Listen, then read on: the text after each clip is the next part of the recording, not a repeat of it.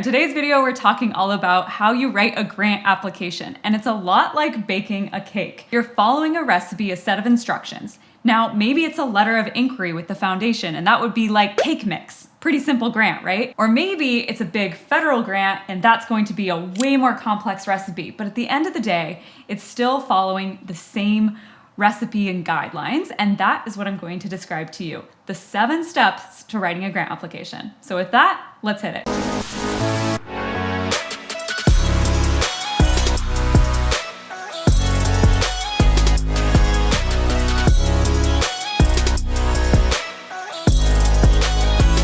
I'm Meredith Noble, co-founder of Learn Grant Writing, home of the Global Grant Writer Collective. So I've had about 10 years of history writing grants and then started teaching others how to do the same thing and make money doing it. So that is my background. You can go learn about that more elsewhere, but let's get into the content. First thing, what is a grant? Just to make sure we're on the same page. A grant is when you are writing an application to an organization that gives funding to you that you don't have to pay back. A loan would be something that you get money, you pay it back, but a grant you don't have to. Often we think of it as free money, but nothing is free, right? You're still putting in your time, your energy, your resources to secure that grant. So we want to be strategic about it. So if we think about this recipe box, this is filled with lots and lots of grant opportunities, right? But I want to focus on the few that I have the highest chance of winning and the greatest likelihood of success. And so when I was thinking about what that grant would be today, my favorite pumpkin chocolate chip muffin recipe, which is a relatively simple grant application for us to work on today. Okay, I will be honest though, I wanted to make you something from this cookbook. It's so gorgeous. I think any grant writing unicorn ought to have it, unicorn food. But to be completely honest with you, I didn't really want to mess it up. This is like a federal grant to be able to bake some of these things and a little out of my league. So I decided that you get to do this in your own home when there's not a camera on you. Okay, so with that, we're gonna get into the 7 steps. Step 1, read your funding guidelines. Follow that North Star. So in this case, that means I'm reading the recipe from top to bottom. And when I did that, that's when I realized I couldn't use this cookbook because it involves like 3 hours of refrigeration and we don't have time for that. When we look at the entirety of the document, I strongly encourage you to print it out because it's kind of like what I'm doing right now. I don't have to go open my phone, unlock it, and be able to see what's the recipe again, where was I, get distracted. It's just all right here. So I know that's a little anti-millennial of me to say print something out, but print out your guidelines. Read through them entirely, make sure you're catching any nuances, and then we get to move to step 2. Step 2 is preparing your narrative skeleton. A narrative skeleton is basically looking at every question that is required in the grant application, copying that question, moving it over into a Google Doc or Word doc so that you can see the entirety of the application and it's not blank anymore because we all know what happens when we stare at a blank page, writer's block. What I'm gonna do in this analogy is now go prepare by getting everything I need all in one place. I need flour, raw sugar, vanilla, baking soda, baking powder, pumpkin spice, 2 large eggs. Now I have everything in one place and I get to move to step 3 is hosting the kickoff. A kickoff meeting is when you gather everyone that's going to be involved in the project, you bring them together and you talk through, this is the purpose of the project. Here is the questions that you have, the information that you need. What's the schedule? Reviewing the narrative skeleton. You can get a free template for this on my website. I'll link it below. But the essence is whenever you don't do a kickoff and have a strong beginning, that's when projects don't go very well because people don't know what's going on. They don't feel communicated with, or worse yet, maybe your executive director's signature, they're on vacation. Well, if we're not catching that way up in the beginning, it can really come to bite us down the line. Okay, step 4 is finalizing the budget.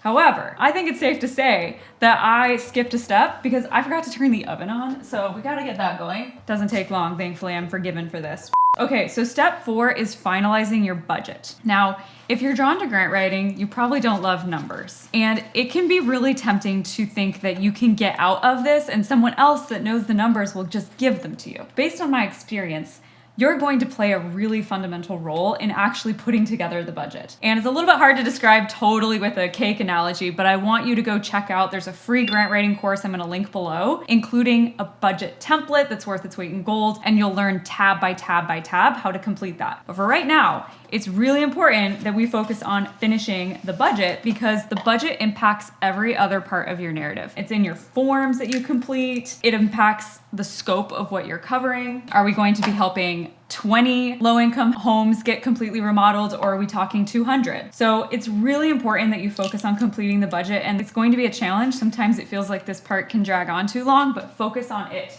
next. All right, so I'm mixing up my eggs, gonna do all of the wet ingredients next, and kind of wish I'd prepared this part ahead of time. Oh my gosh.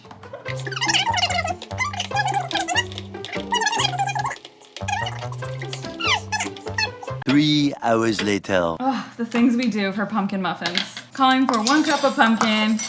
I just usually go ham when I'm baking something with pumpkin because you've opened the can. So I'll make pumpkin biscotti, pumpkin muffins, pumpkin granola bars, you name it. So if you want a pumpkin recipe of any sort beyond this one, you just let me know because I've got pumpkin, I feel like, on dial. So I've got a cup of pumpkin, mixing this in with my eggs. So again, I'm just following the recipe, i.e. the funding guidelines, right? So if you're working on your narrative, you just follow the directions to a T. I'm not guessing how much pumpkin to use. And that's one of the tips I want to give you when it comes to your budget. You just need to take your time to go through it, and it can sometimes be really overwhelming when you're starting a new proposal. And I always do this. I have lots of experience, and when I start a new project, I still feel like I freak out and then find myself in the kitchen eating, right? Stress eating. Anyone else do that? Take your time, go through it one by one, and you're totally going to be able to handle preparing a grant budget. Now let's roll into step 5, which is writing your grant narrative fast and furiously. So you might notice that you're thinking grant writing is just narrative writing, right? Like that's the part that you're thinking of when you think of grant writing. Yet that doesn't come until step 5 of a 7-step process. So just keep that in mind. So at this point, we'll assume that means that I am just continuing to work through my recipe here, which means I'm adding some Alaska vanilla bean sea salt, handcrafted in Sitka. You can probably buy it online. It's delicious. I think it's my secret ingredient, why everyone loves my muffins so much. And if you think about your grant narrative, there's a lot of good projects that deserve money. And so you're not going to be just getting it on merit alone. That narrative needs to read persuasively. It needs to be compelling. And I'll tell you what, vanilla sea salt makes muffins compelling. One of the ways you can do this is I want you to write that first draft as quickly as you possibly can. That often means writing backwards. Write from the very end of the proposal and work your way forward. Have an accountability buddy. So have someone that will accept your writing. They don't have to edit it. They just need to take it in and say, like, I will take your narrative in 4 days. And that helps. When I was just starting out, my sister was my accountability buddy, and she would put an item that she wanted in my Amazon cart, and that was how I paid her and compensated her for her time. So she wanted a yoga mat. She gave me a ton of time and helps me review my narratives. Then when we were done, I'd buy her the yoga mat. And so you can ask a peer, you can ask, if you join the collective, you can ask someone in there. So it's just really important that we recognize like completing the first draft as quickly as possible so that you can move into the editing process, which is actually what makes your grant proposal shine. So another way to think of this would be like if all of a sudden I start writing my narrative and I want to go find some data, right? Like I run into something and I want to complete that sentence. So I leave my narrative and I go into Google, right? Or I go into my inbox, and imagine how long it would take for me to bake these muffins if I was getting sidetracked, like turned on the oven and then decide to go do laundry, or start making this halfway and then go answer a few emails. Like I'm not going to get these muffins done at any point, right? And the same goes with your narrative. You have to block out everything, basically turn off the internet and just crank out that first draft and that editing, not getting sidetracked and basically chasing down information you're probably going to delete anyway. So with that, now I can move into step 6, which is preparing your attachments. What if I didn't read the directions all the way through before I started working on this recipe? Well, that would mean that perhaps with my attachments, i.e. this frozen hunk of butter that's not going to mix very well with my pumpkin and eggs, I've got problems. This typically occurs in the attachment process. So let's say you need a resolution. A resolution is from your board of directors or your city council authorizing you to submit a grant application. It requires a long lead time to get that out in advance for them to review it and sign it. So you have to be looking forward. Same goes with letters of support. That can take 2 weeks minimum to gather letters of support. It can take even longer sometimes. Or preparing a budget narrative, or there's a lot of things that you might be asked to attach. Perhaps financial documents of the organization. So now you need to go track down your accountant and gather those. I want you to be really proactive about project managing and preparing your attachments so you wouldn't be like me, often trying to go bake and then realizing I have frozen butter. Fortunately, I did read the full funding guidelines, and have pre-melted my butter and cooled it so it's not going to mess up my eggs and like basically cook them in my muffins. Just goes to show, like, you really have to be looking ahead, and that's why those first steps that we talked about are so important. Okay, this looks pretty messy, but it's gonna be delicious because butter is delicious. I'll have the recipe below. One of the reasons I make muffins is that they're not that complicated, like starting with a mid-level grant. But I'll tell you, as a grant writer, my very first grant application was a federal grant. Please don't feel like you need to start with something simple, because if you learn the processes we're talking about here and really commit to being a great project manager, you can start with more complex proposals too. So I've got my wet ingredients and my dry ingredients, and at this point, time to mix them together. So in many ways we could think of this as like step 7, get an independent review and submit. So I've been known when I'm baking to forget an ingredient, or one time I was making the family's holiday cheesecake and somehow I threw in the metal tablespoon measurements. Baked the whole cheesecake and there were tablespoons and teaspoons in the cheesecake, right? Like, I don't even know how I managed to do that. Or one time I was making banana bread and I somehow put like the whole banana peel in with the banana bread. That was because I did not have someone checking my work and I was being too quick about it, because sometimes when you're writing a grant application, you feel like you're under the gun, you're under a deadline, especially if you didn't project manage your time well, right? Or people aren't getting you material you need. So it's pretty easy to do to make mistakes. You could say like I'm just a goofy, like not very great baker, but that's not the truth. I just needed someone to check my work. So it looks like we're good to go. The only thing I am missing at this point are chocolate chips. I usually eyeball chocolate chips, but that's really against the ethos of what we're talking about here, which is actually measuring. So I'm going to measure a cup of chocolate chips, but if you're making this recipe at home, you can be liberal with chocolate, I think. You can never have too much chocolate. All right, so at this point, I have completed my grant application. I have followed all the steps. Someone has done an independent quality check review on it, said my muffins look good. It's time to submit this grant.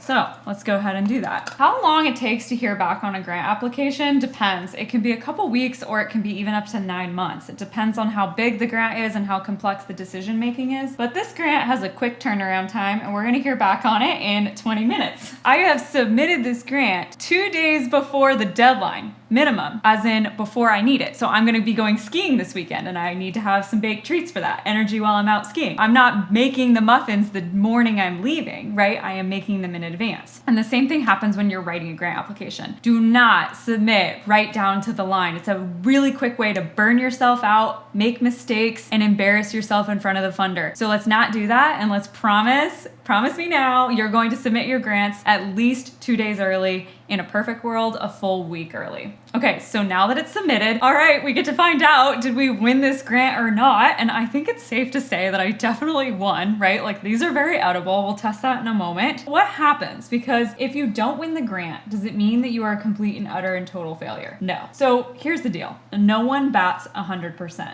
And if they do, and they tell you they are, they're probably lying, because you can't guarantee success. You can certainly improve your odds, and we talk all about that, but I want you to know that sometimes a no right now isn't a no forever. So one time I did not get a big complex federal grant that I wrote. So I asked for feedback and a copy of how they scored my application. And when I looked at the scoring criteria, we had only missed getting funding by like 3 points, and we were a little bit weak on the team section. They wanted to see that be stronger. So the next year, we reapplied, we bolstered our team, and we got funded. So I want you to recognize that if a grant is not successful, like these came out completely messed up, like I forgot an ingredient or something, I would still go to that funder, ask for the scoring criteria, and go from there. But otherwise, I'm gonna assume, because you followed all the directions here, and you're investing in yourself, that you've won the grant and now it's time to celebrate. So celebrating your wins is one of our core values here at Learn Grant Writing, because often as grant writers, we're always looking forward. We're going to the next thing, the next thing, and the next thing. And we're not pausing to actually celebrate what a big deal it is to finish something, to complete an application, to win one, etc. Like this little Lisa Frank flower here. I just got that yesterday because I told a story in front of a live audience of 900 people, which was actually really scary for me. And my